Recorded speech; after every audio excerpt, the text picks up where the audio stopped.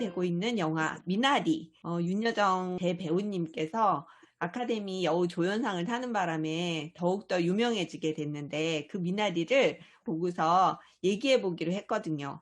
이 영화가 오스카상을 받은 것도 대단하고 상을 받은 게 수십 가지 상을 받았다고 해서 기대를 갖고 본 사람들도 있고, 저는 이제 이게 미국 이민자의 삶을 그린 영화라서 우리 가족 중에 또 미국 이민자도 있고 또 미국에서 10년 이상 산 동생도 있고, 저도 미국 생활을 조금 해봤지만 체험자로 이걸 영화를 봤더니 좀 더 깊이 있게 들어오는 것 같아요. 우리가 이제 이민자인데요.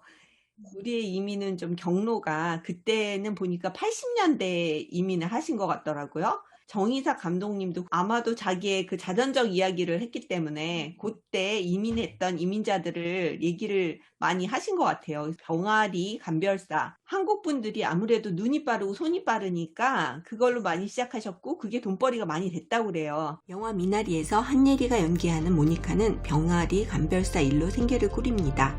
병아리 감별은 계란을 생산하지 못하고 같은 사료를 먹어도 암컷만큼 살이 붙지 않는 수컷을 경제성이 떨어진다는 이유로 구별해내는 과정입니다. 세계 각지 병아리 감별사의 60%가 한국인으로 추산될 정도로 섬세한 손재주를 지닌 한국인이 강세를 보이는 직업으로 꼽힙니다. 이 같은 병아리 감별사가 독일에서 사라지게 됐는데요. 독일 정부가 동물 복지를 위해 숫병아리 분쇄 금지를 추진하고 있습니다.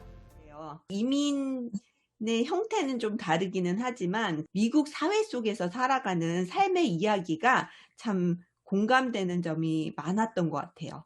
그 알칸사 배경이죠. 그래서 미국에서 중에서도 미국의 그 많은 지역 중에서도 가장 시골스러운 그런 배경을 해갔던 게 제가 또 텍사스에서 좀 살아봐서 약간 비슷한 이미지랄까? 그 황량한 시골 같은데요. 그래서 트레일러에서 사는 그 이미지 자체가 예전에 제가 이렇게 겪었던 정말 실제로 트레일러에서 사시는 분들도 많잖아요, 미국에.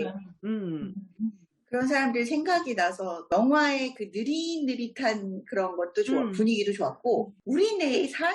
이런 느낌이 들어서 더 공감이 됐던 것 같아요. 특히나 그 아들 데이빗 세상 귀엽게 나오고 영어 발음은 왜 이렇게 좋은지 발음 좋다 이러면서 봤습니다. 이 이야기가 감독의 자전적 얘기라고 했잖아요.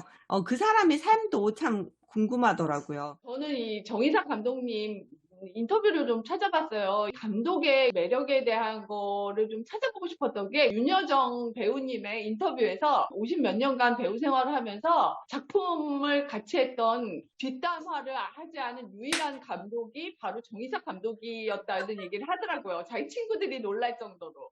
대단하고 이 시나리오에 자기 마음을 담아 쓴 거에 자기가 감동했다는 말을 딱 듣고 이 감독이 궁금하더라고요. 그래서 정 감독 미나리를 이런 의미로 썼다고 하더라고요. 가족 간의 사랑을 의미하고 질긴 생명력하고 그 적응력이 자기 가족하고 닮아 있었다는 거예요.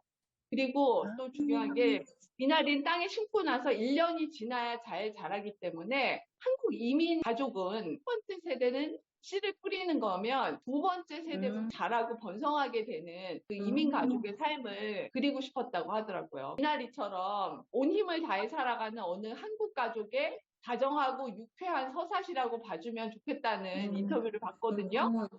그게 참 이 영화를 잘 설명해 준다는 생각이 들었어요.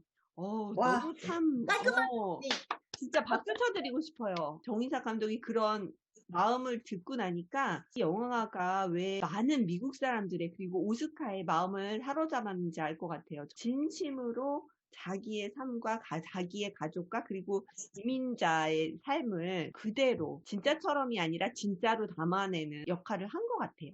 왜냐면은 영화를 좋아하시는 분들, 특히 윤여정 배우님을 좋아하셨던 분들도 윤여정 배우의 수많은 작품이 있었는데 왜 오스카는 이거를 픽했을까? 유명한 봉준호 감독의 마더 이런 데 나오는 김혜자의 어머니 역할 이런 건 또 어마어마하게 소름이 돋도록 연기력이 돋보였는데 그럴 때는 왜 세계 영화계가 주목을 안 하다가 이 영화에 주목을 했는가? 정이삭 감독의 그 진심, 가족 리얼하게 그렸기 때문에 이 윤여정이 옆집에 사는 그냥 한국 할머니로 연기가 아닌 그 할머니로 아카데미 회원들이 결국은 투표한 것이 아닌가.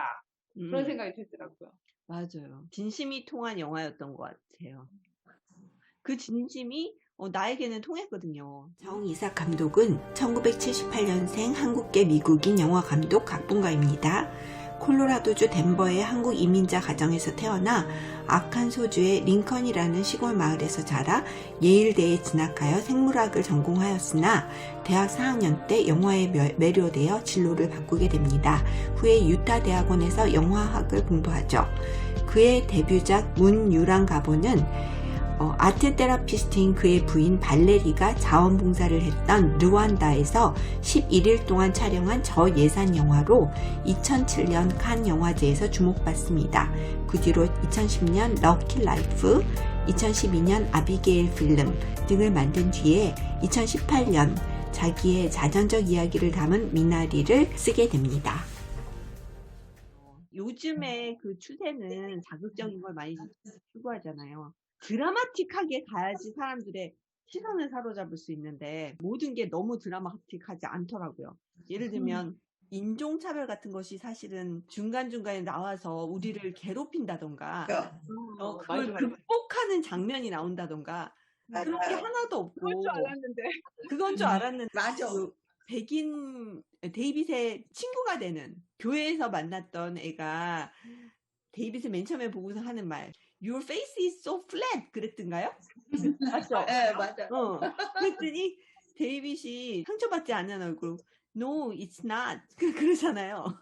그러고 나서 다음 장면에 둘이서 슬립오버 하면 안 되냐고 그랬던 게 옛날에 우리 아들이 미국 학교에 맨 처음에 들어갔을 때 우리 아들한테 되게 잘해주고 슬립오버 하자 그러고 쫄르고 그랬었던 백인애가 생각이 나더라고요. 그러니까 굉장히 현실적인 것 같고 실제의 이 세상이 많이 꼬이지 않았는데 꼬인 몇 부분만을 부각해가지고 사람들의 눈길을 사로잡으려 하는 거와는 정반대로 나갔다는 그런 생각이 들어요. 이 영화가.